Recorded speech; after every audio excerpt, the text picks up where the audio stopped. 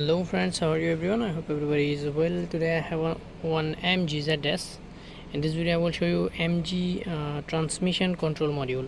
Okay, where is the location transmission control module? Here you can see I remove ECM full 2-wire remove. Okay, but I will show you.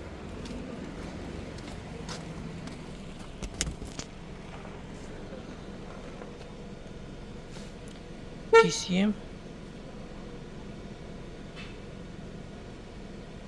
See, TCM communication is there, but I already remove ECM. Okay, so engine TCM transmission control module is here.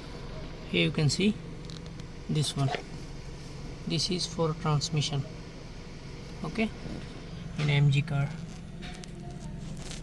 Here, and this one.